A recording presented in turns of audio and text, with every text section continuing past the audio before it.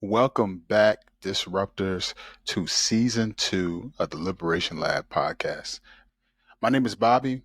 I am the founder and CEO here at the Liberation Lab. Our mission is to empower educators to become disruptors through culturally responsive teaching, restorative practices, and social justice education.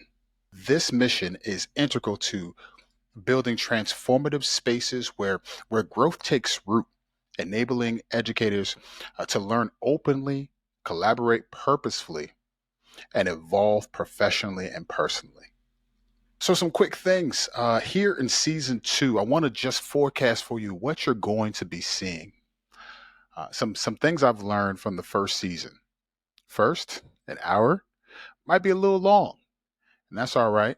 We learn from the data and we grow and we change. And so you'll be getting 30 minutes each episode. The second thing is you'll be hearing from me. The next week we'll bring up a guest to do some interviews to talk about the subject matter. And so that'll be the kind of rhythm we see moving forward. And so this season is centered on healing and humanity. And why healing and humanity? I think we all have to remember that as educators, we are always placed in the middle of a story. That story has been written before we had this child that's in front of us, and that story will be continued to be written even after we have moved that child on to the next grade. The traditional systems and experiences of schooling, despite even our noblest of intentions, they can unintentionally or even intentionally exacerbate the gaps that we see in education. They can perpetuate traumas and inequities that our students and families face. When I think about healing and humanity, I, I go back to an experience that I had in my first few years of teaching. I was in Camden, New Jersey, voted one of the most dangerous and poorest cities to live in. And I went there. I was teaching in a charter school. And when you graduate, you find out just how much you really don't know about teaching. You might know subject matter, but relating that into the hearts and minds of students was a hard sell. And so think about it this way. I have served for uh, going on 13 years as a middle school math teacher. Prior to stepping into school leadership, that was my role. And so I always sold a product that no one really wanted to buy.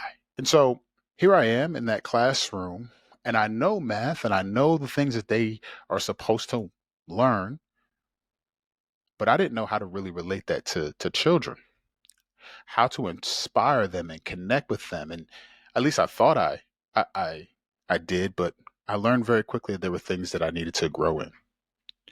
So I was handed a book called Teach Like a Champion. Help me God. And that book had high control methods for how I was supposed to instruct, how I was supposed to educate, how I was supposed to, I guess, inspire. I read that book. I went to work. I espoused every single pedagogical practice that I found in that book.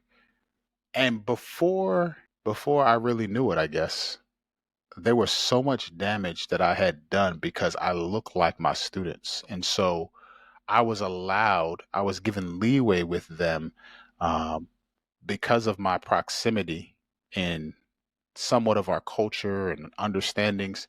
But I was creating harm, serious harm, by way of using these methods. And what these high control methods did, it was a way that demanded that our babies conform or be cut out of the system, cut out of opportunity, cut out of advancement. Because if you didn't come the way that I demanded that you come to my classroom, to my school, to my learning experience, then you were not given access. And I'll never forget, there was a young man who I was just having difficulty with, young black male. He was in my classroom or and the various times that I interacted with him, we had a hard time really building, really connecting. Looking back, I could see why. And we sat down with him and his mother, um, my school leadership at the time. And I'll never forget the words she said. She said, I can't make it out of here.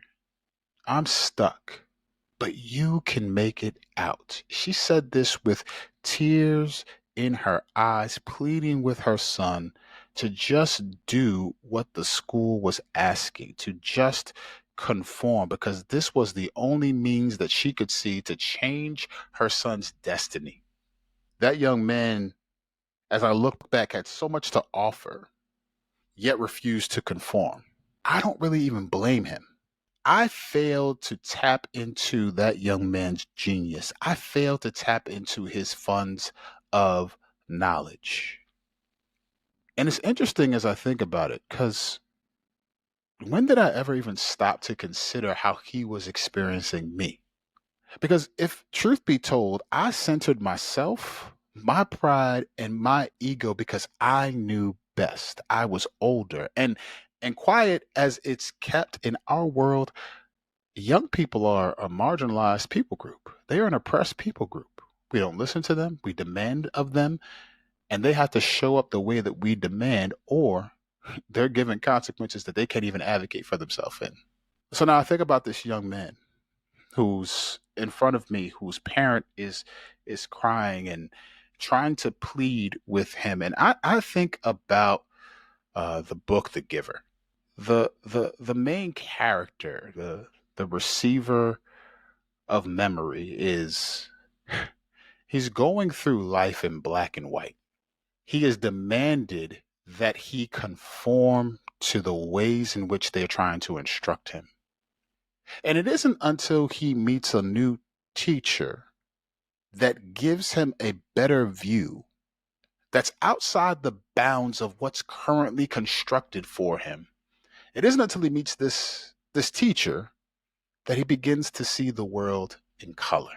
And this access to this knowledge pushes him out of the community, pushes him out of being welcomed into that community, to the point where you're left literally and figuratively on a cliffhanger.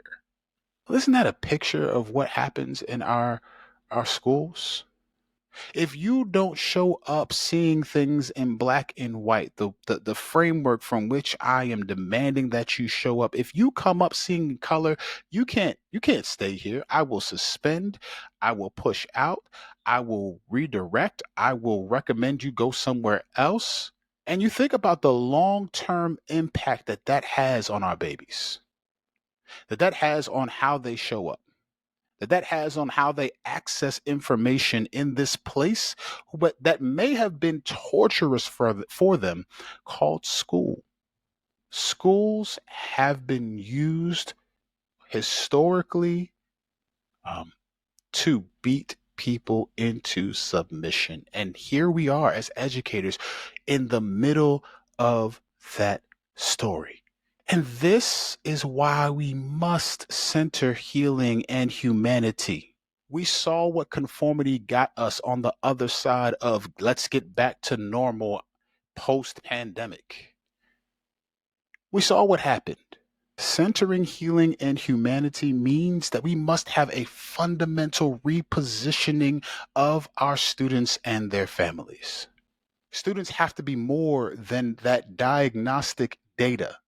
They have to be more than reports, more than our clients, more than our patients, more than our caseload. Students have to be more than the passive recipients from the quote unquote experts in the building, AKA the adults. We have to do away with this banking model understanding of education, where we believe that our students come to us empty and therefore we deposit. The only means of transaction is from us to them. We deposit the knowledge into them. They have nothing to give.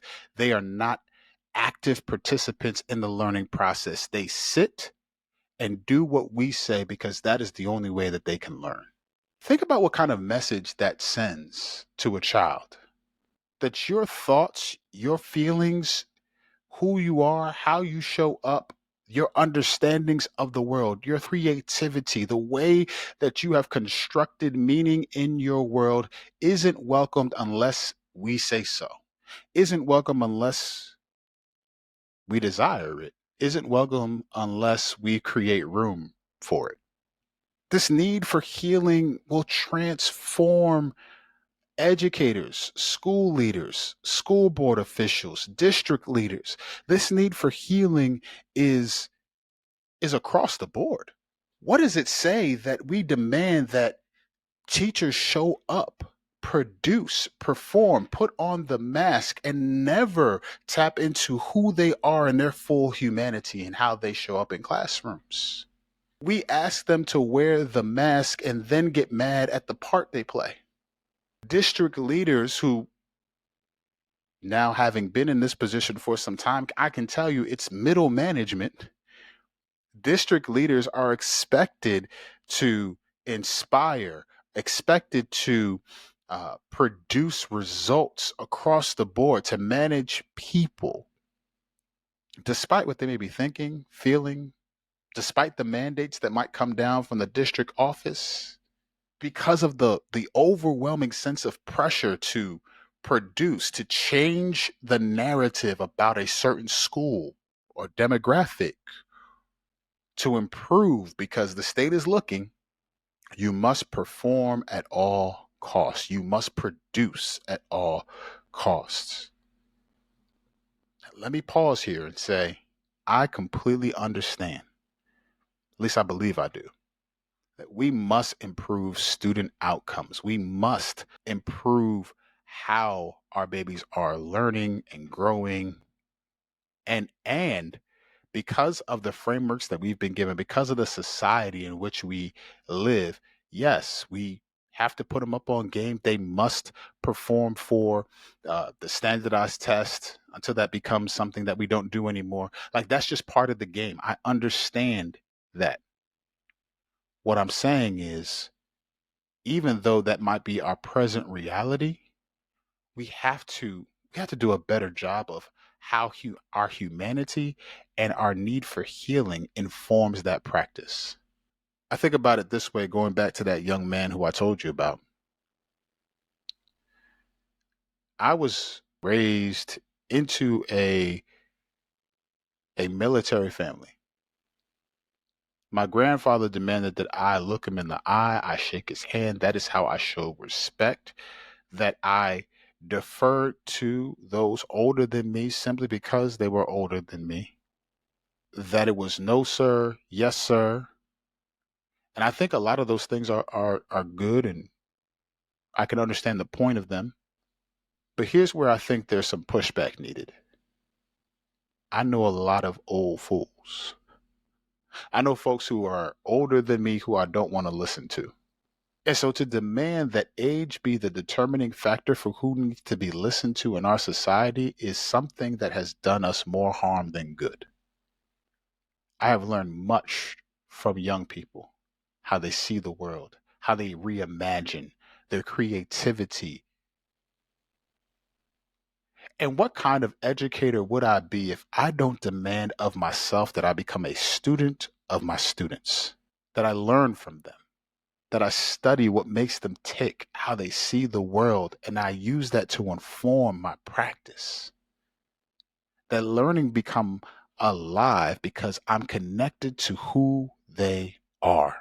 So, educator, disruptor, how do we do that? I want to suggest 3 ways for us to be able to do that. And I hope that as you're listening, hopefully on this Monday or throughout the week, that you take these to heart.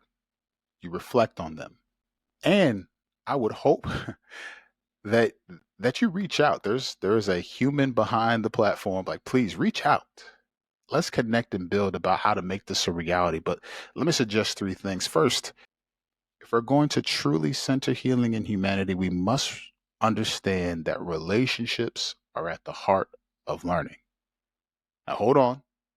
I know that this understanding, even the words relationship has been ripped, kicking and screaming out of context. I know that you have been told build relationships as an answer to a child whom may be misbehaving or is in the principal's office or the dean's office time after time after time. I know that maybe a leader who has not considered all the things that you've brought to the table has said, have you built relationships? I get it. I want you before your inner lawyer rises up to just consider this.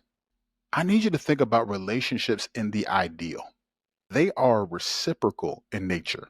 They spring from a place of trust, of mutual understanding. If I'm truly in relationship with colleagues, friends, significant others, then my understanding of the world isn't the dominant voice in our relationship. There is a mutual understanding. We both benefit from the differences in that relationship. If we're talking true relationship building, then I'm listening and learning more than I'm speaking and demanding. And if that's true, then relationships have to be at the heart of learning because it's going to inform how I connect with students. I'll give you an example that has helped me in my teaching career. There was a student who I had the joy of teaching. It was a seventh grade classroom this year. And the student he had to be 11. He was younger. They had moved him up. He's a very smart young man, brilliant young man. Well, he comes to my classroom and he's every bit of 11, like to the point where if I don't call on him immediately, his arms flail in disgust. He is upset with me because he knows the answer and he's eager to learn and he wants to prove that he belongs in this classroom of people who are older than him. See, what he didn't gain in stature and size and social capital, he tried to make up for academically. That's the narrative. That is what I learned from being a student of this student. Well, knowing that that's who he is, knowing that that's how he saw his classroom experience, I made him, if you will, uh, my pseudo class president. And here's what that meant. I gave him a little deck of Post-it notes. And I handed that to him. And I said, during my instruction, during direct instruction, I need you, as you're taking notes and understanding, I need you to look around. And if I'm missing a group of students, if what I'm saying just isn't connecting with them, would you please just write that down on a Post-it note? Tell me who they are. What part of the lesson am I at? What am I trying to get across?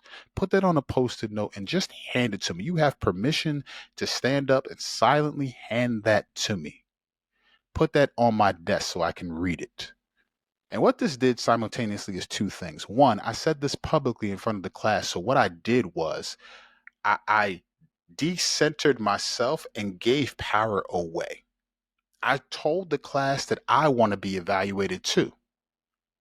And to that child who was going to raise his hand every single time and be mad if I don't call on him, it gave him um, a sense of responsibility in the class to where now he's learning and looking to see if others are learning too. And now is giving me constructive feedback in the moment that involved him in the process. Don't you know that he lit up with that job, that he raised his hand and was not disappointed when somebody else got called because he understood that the classroom wasn't just about him, that it was about the greater community?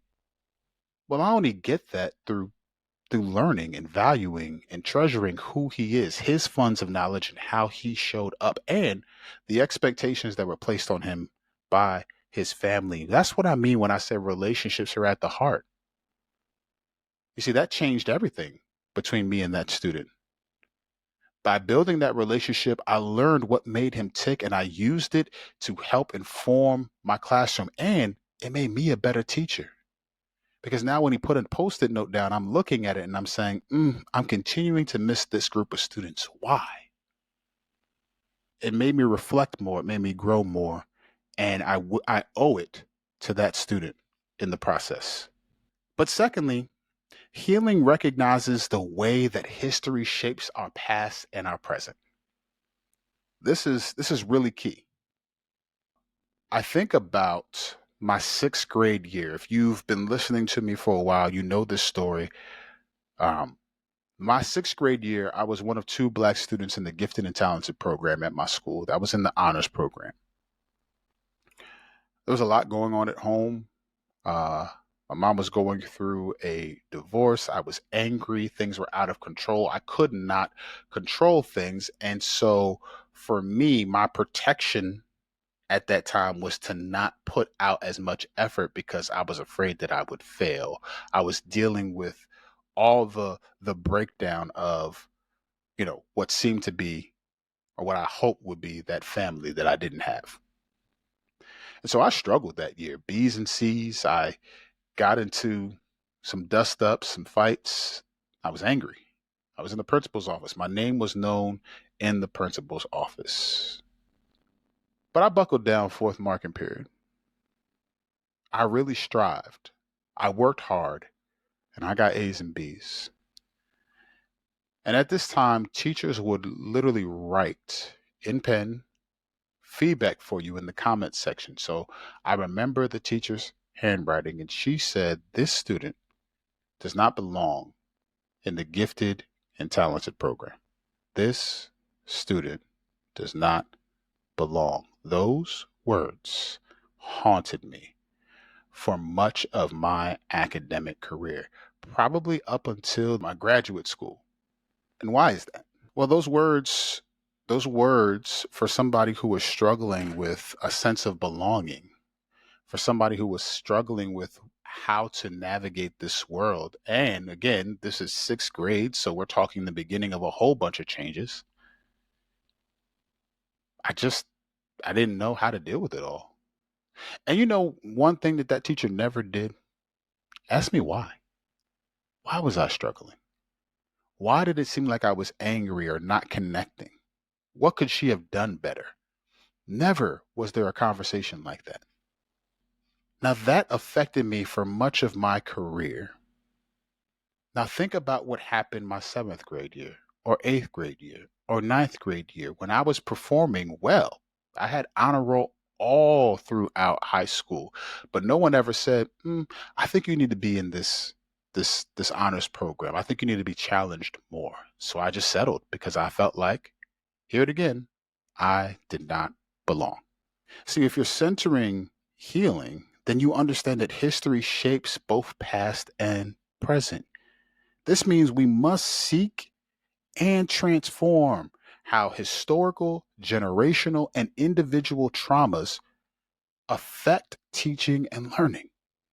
Healing demands that we seek to contradict and dismantle the damaging beliefs and expectations that people have on themselves, that students and families have on themselves.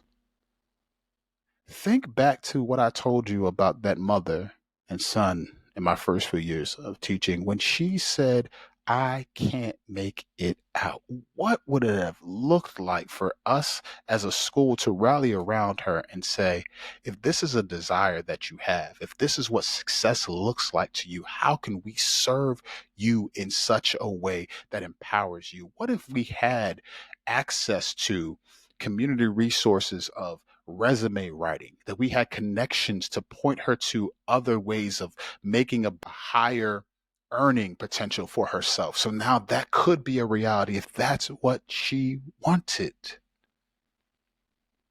But you know what I said in that meeting? Nothing. I accepted it as a reality and didn't seek to push back, to dismantle, to learn from and fuel a transformative experience for that mother and that son, because I saw the world in black and white, and he and his mother needed to see the world in color. But thirdly, Healing promotes individual and collective agency.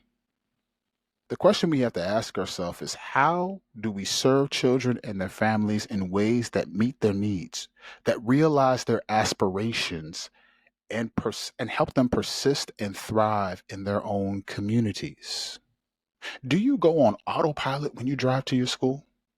Do you not take in the community artifacts that are around you? How does the community look like this? And I'm talking about in any sector of where you teach, whether that be, you know, the most affluent communities, the most impoverished communities, and everything in between, rural, urban, suburban. Take it all in. All of that points to something that you could be pulling in, that you could be asking questions about, that you could get curious about. Do you see students and families as assets to the teaching and learning experience in your class? Or are you the only expert that they need to hear from? Do you recognize that their skills and abilities are essential to the support of their peers and you, the educator? When's the last time you actually learned from your students and praised them for the fact that they taught you something? My demand that student see the world in black and white stems from the fact that I could swim, metaphorically speaking, in fresh and salt water. I could thrive because I was willing to bend and conform a bit to the dominant culture in which I was immersed in. I learned how to speak a certain way, how to raise my hand, stand up, sit down. I learned how to conform in such ways that then gave people a lens to see my intellect, to see my potential, because I showed up in the ways that they asked me to. But what about the student who hasn't learned that yet or refuses to conform? How can I give them the ways to be able to navigate both salt and fresh water, to borrow from that analogy? How can I show them the benefits of being able to do both? Because our world, although we want it to change, this is the world in which we live. How can I ensure that liberation isn't something that I just phrase in a vacuum, but I show them how they can thrive in their community despite the oppression that exists? How can I seek their healing as I prioritize mine? Family, that's what this season is about. That we would be people that would center healing and humanity in our classrooms, because not only do we deserve it, but every single family member, every single community member, every single stakeholder deserves it. Healing says, I value you, the person, more than what you produce. And because of that, we now can learn and, yes, produce in a way that centers who you are. You don't have to sacrifice your dignity to belong here. You don't have to sacrifice the things that are near and dear to you to belong here. You belong because you are just here. You are living and breathing and you're here. What would that do for our learning spaces? So this season, family, Disruptor, we're centering healing and humanity on this podcast so you could center healing and humanity in your classroom, in your district, in your communities, with your families. I'm convinced that this is what's needed for us to learn and grow together. So let's disrupt together by centering healing and humanity wherever we may be. Till next week, y'all, let's keep pushing. Peace.